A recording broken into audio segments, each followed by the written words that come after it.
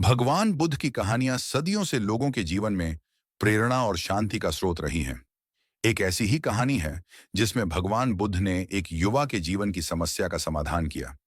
इस कहानी को सुनकर आपके दिल में भी एक मिठास और शांति का अनुभव होगा। एक समय की बात है जब भगवान बुद्ध अपने शिष्यों के साथ एक गांव में ठहरे हुए थे। गांव में उनके प्रवचन सुनने के लिए दूर दूर से लोग आया करते थे। लोग उनकी बातों से जीवन की सच्चाई को समझने का प्रयास करते थे और उनके द्वारा दिखाए गए रास्ते पर चलने की प्रेरणा लेते थे। उसी गांव में एक युवा व्यक्ति रहता था जिसका नाम नंद था।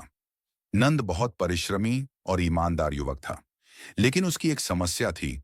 उसे बहुत जल्दी क्रोध आ जाता था। छोटी छोटी बातों पर वह उग्र हो जाता और कभी कभी तो लोगों से बहुत बुरा व्यवहार करने लगता। इसके कारण गांव के लोग उससे दूरी बनाने लगे थे। नंद खुद भी समझता था कि उसका क्रोध उसकी सबसे बड़ी कमजोरी है, लेकिन वह इसे नियंत्रित नहीं कर पाता था। इस कारण से उसका जीवन दुख और परेशानी से भरा हुआ था। नंद ने गांव के बड़े बुजुर्गों से भी सलाह ली, लेकिन उसे किसी तरह की संतुष्टि नहीं मिली। एक दिन उसने सुना कि भगवान बुद्ध गांव में आए हुए हैं और लोग उनकी शरण में जाकर अपनी समस्याओं का समाधान पा रहे हैं। यह सुनकर नंद के मन में भी उम्मीद की एक किरण जागी। वह सोचा, अगर भगवान बुद्ध मेरे क्रोध की समस्या का समाधान कर सकें तो मेरा जीवन सुखमय हो सकता है। अगले दिन सुबह सुबह नंद भगवान बुद्ध से मिलने उनके शिविर में पहुंचा। बुद्ध उस समय ध्यान में लीन थे। नंद ने उन्हें प्रणाम किया और धीरे से उनके पास बैठ गया। कुछ समय बाद भगवान बुद्ध ने आंखें खोलीं और नंद की ओर देखा। नंद ने आदर पूर्वक उनसे कहा, भगवान, मुझे आपसे एक समस्या के बारे में बात करनी है। मेरे जीवन में शांति नहीं है। मुझे छोटी छोटी बातों पर बहुत क्रोध आ जाता है और इस कारण मैं न केवल खुद दुखी रहता हूं, बल्कि दूसरों को भी कष्ट देता हूं। कृपया मेरी सहायता करें। बुद्ध ने उसकी बात बहुत धैर्यपूर्वक सुनी और फिर शांत स्वर में कहा, नंद, क्रोध एक ऐसी अग्नि है जो सबसे पहले उस व्यक्ति को जलाती है जो इसे धारण करता है। अगर तुम सचमुच इससे मुक्ति पाना चाहते हो तो तुम्हें पहले इसे समझना होगा। नंद ने उत्तर दिया, भगवान, मैं इसे समझने का प्रयास करता हूं, लेकिन जब क्रोध आता है तो मैं उसे रोक नहीं पाता। वह अपने आप प्रकट हो जाता है। बुद्ध मुस्कुराए और बोले, चलो, मैं तुम्हें एक कहानी सुनाता हूं। शायद इससे तुम्हें कुछ समझ में आए। नंद ने ध्यान से सुनने की मुद्रा बनाई। बुद्ध ने कहानी शुरू की। बहुत समय पहले की बात है। एक राजकुमार था जिसका नाम सुधीर था। सुधीर बहुत ही वीर और पराक्रमी था, लेकिन उसमें एक कमी थी। उसे भी बहुत जल्दी क्रोध आ जाता था। उसके क्रोध के कारण महल के लोग उससे डरते थे और कोई भी उसके सामने कुछ कहने की हिम्मत नहीं करता था।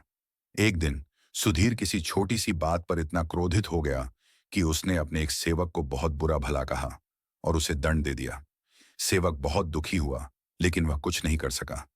उस दिन सुधीर की माँ रानी ने उसे समझाने का प्रयास किया। उसने कहा, बेटा, तुम्हारे क्रोध के कारण लोग तुमसे दूर होते जा रहे हैं। तुम्हें अपनी इस कमजोरी पर काबू पाना होगा। सुधीर ने उत्तर दिया, माँ, मैं क्या करूं? क्रोध अपने आप आ जाता है। मैं उसे रोक नहीं पाता। रानी ने धीरे से कहा, बेटा, क्रोध एक विष है जो सबसे पहले उस व्यक्ति को नुकसान पहुंचाता है जो इसे धारण करता है। तुम्हें इसे नियंत्रित करना सीखना होगा। सुधीर ने सोचा कि माँ की बात में कुछ तो सच्चाई है, लेकिन वह उसे ठीक से समझ नहीं पाया। कुछ दिनों बाद सुधीर के राज्य में एक प्रसिद्ध साधु आए। साधु को लोग बहुत सम्मान देते थे और उनकी शिक्षाओं से बहुत प्रेरणा लेते थे। सुधीर ने सोचा कि क्यों न मैं साधु से इस समस्या का समाधान पूछूं। सुधीर साधु के पास गया और उनसे अपनी समस्या बताई। साधु ने मुस्कुराते हुए कहा, राजकुमार, तुम्हारी समस्या का समाधान बहुत सरल है। मैं तुम्हें एक तरीका बताता हूं। जब भी तुम्हें क्रोध आए तो उस समय कुछ देर के लिए चुप हो जाओ और 5 गहरी सांसें लो। फिर देखो, तुम्हारा क्रोध अपने आप समाप्त हो जाएगा। सुधीर ने साधु की बात पर संदेह किया, लेकिन उसने सोचा कि क्यों ना इसे आजमा कर देखा जाए।